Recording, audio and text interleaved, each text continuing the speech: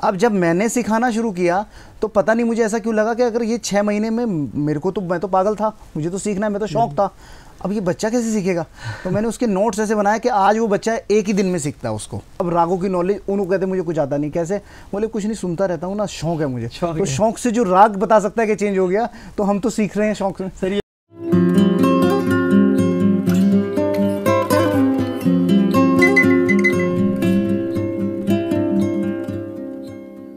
तो नमस्कार दोस्तों, स्वागत है आपका फिर से एक बार जे न्यूज़ के एक खास कार्यक्रम में जिसका नाम है कुमाऊं के सितारे।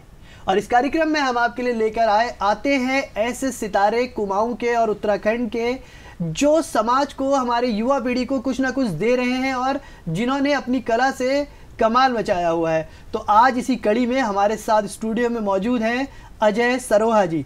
सर बहुत बहुत स्वागत है आपका अजय सरोहा जी। नमस्कार सर। तो अजय सरोहा जी के बारे में अगर मैं आपको बताऊं तो आप एक संगीतज्ञ हैं, आप म्यूजिशियन हैं और शायद ही कोई ऐसा साज होगा, शायद ही कोई ऐसा म्यूज़िक इंस्ट्रूमेंट होगा जो आप नहीं बजाते हैं।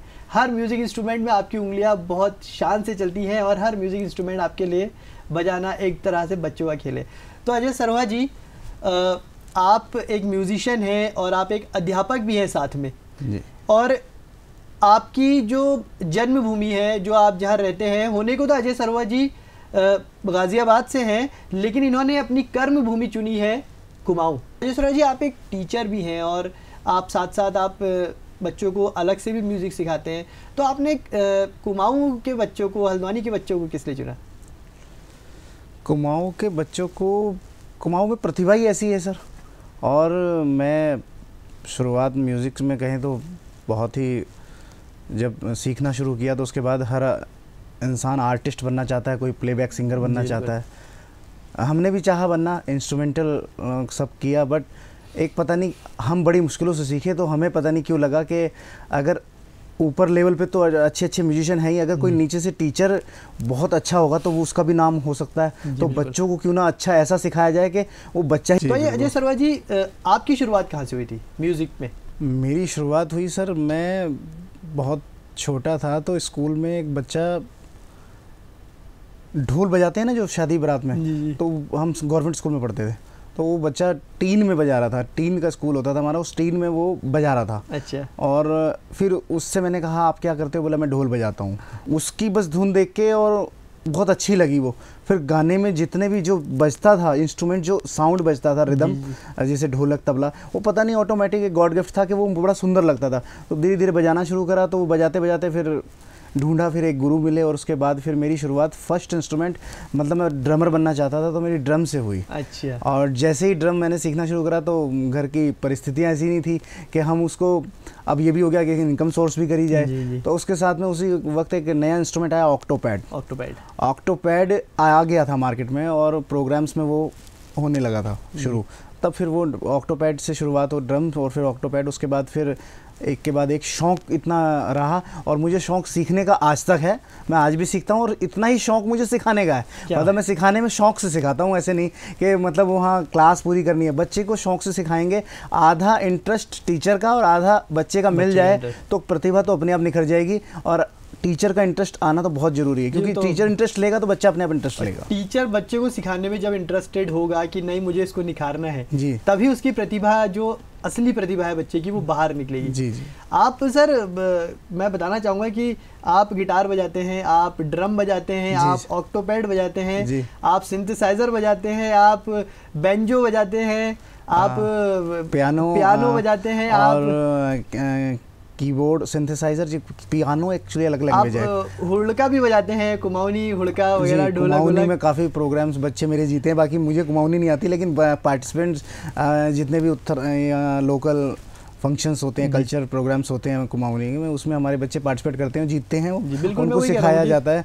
और ड्रम, कॉन्गो है, चोंगो है, जो मतलब शौक़ रहा, मन करता है डेली एक इंस्ट्रूमेंट एक हो जाए तो करते रहो। और पता नहीं है, मेरे को तो ये भी कुछ समझ में आज खुद भी नहीं आता कि मुझे कितना आता है कितना नहीं आता। लोगों को लगता है बहुत कुछ आता है, मुझे तो लगता ही नहीं कि कुछ आता है अभी। नहीं सर, मैंने खुद देखा है कि आप मतलब कोई भी इंस्ट्रूमेंट में अगर आपको बिठा दे तो वो इंस्ट्रूमेंट ऐसा लगता है कि खुद ब खुद बजना शुरू कर दिया है।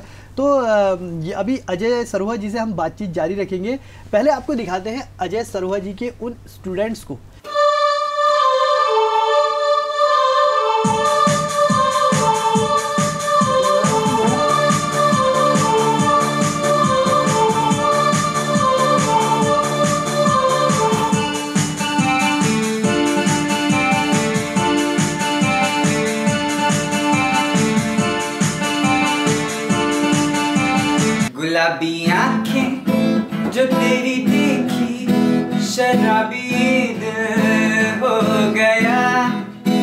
संभालो मुझको ओ मेरे यारो, संभलना मुश्किल हो गया।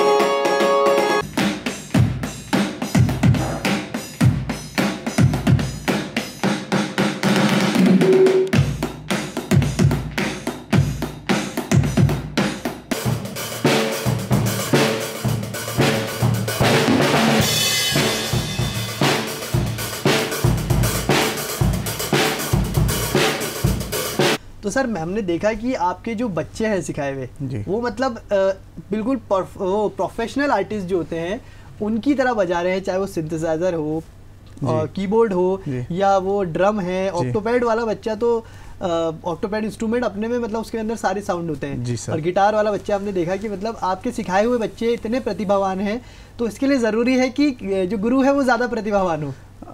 गुरु का काम देखिए बस इतना है कि मैं, एक सर थे हमारे, उन्होंने कहा कि मैंने आपको सर 10 रुपये दिए, तो मैंने कहा हाँ सर मैं आपको 10 रुपये दे रहा हूँ। मैंने कहा तो बोले, मैंने कहा दीजिए। उन्होंने कहा ठीक है सर मैं 10 रुपये दे दूँगा, तो दिए। तो बोले, मैंने कहा ठीक है आपको मिल गए? मैंने कहा हाँ मिल गए, आप दे रहे हैं तो मिल गए। बोले नहीं अब हाथ में पकड़ो, तो हाथ में दिए।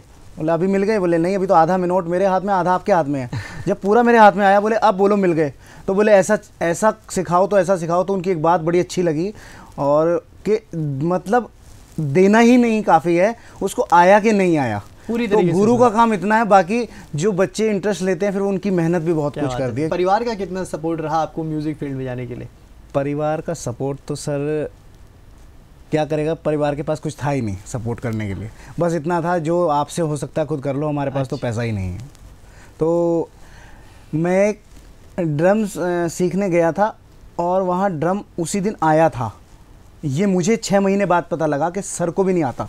अच्छा। वो क्लासिकल के टीचर थे, तो वहाँ ऐसे एक वो ऑर्केस्ट्रा की प्रैक्टिस होती थी, मुकेश जी के और किशोर जी के गाने वहाँ होते थे। तो वो एकदम बजाने लगे, तो मैं ऐसे बैठा था एक कोने में। तो उन्होंने कहा कि, मैंने कहा मैं बजाऊँ थोड़ा सा। तो वो तबला बज रहा था, कॉन्गो बज रहा था, हारमोनियम बज रहा था, तो मैंने ड्रम पे ताल मिला दी। अब उनको इतना पसंद आया, बोले लड़का ताल मिला रहा है। तो तीसरे दिन सिखाया, तो एक बीट जो भी होगा मेरा बजना शुरू हो गया। चौथे दिन में स्टेज पे फिर उसके बाद फिर एक गुरु मिले, उनके पैरों में पड़ा। उनका नाम था राजू जी, और बहुत अच्छी उन्होंने मतलब ऑक्टोपैड पुराने नरेंद्र चंचल जी के साथ बहुत अच्छा काम किया हुआ है। और उनसे फिर मैंने बहुत रिक्वेस्ट करी। तो उस टाइम पे हम जो गुरु बनाते थे तो वो पगड़ी एक रखी जाती थी, तो जिसे मैं कह सकता हूँ मंडी घराना दिल्ली का एक जो जागरण ये भक्ति से है। बाकी दिल्ली घराना क्लासिकल के अंदर हो गया, अजयाड़ा घराना हो गया, बनारस घराना हो गया, ऐसे घराने हैं अलग अलग। तो कुछ घरानों के जो हमारे गुरु रहे उनसे फिर हमें शिक्षा मिली, उनकी सेवा कर कर। और उस टाइम पे उसका ज़्यादा मज़ा था और हमारे अंदर जुनून था। उनसे वही सीख सकता है जिसके अंदर। आज तो ये ज़रूरी जुनून तो बहुत ज़रूरी और आज के टाइम में ये है कि बच्चे को बहुत इजीली मिल जा रहा है, क्योंकि लेकिन फिर भी ये है कि जो भी अगर बच्चा अच्छा कर रहा है तो टीचर का कर्तव्य तो यही बनता है कि उसको पूरा 100 नहीं 101% उसको पूरा दे।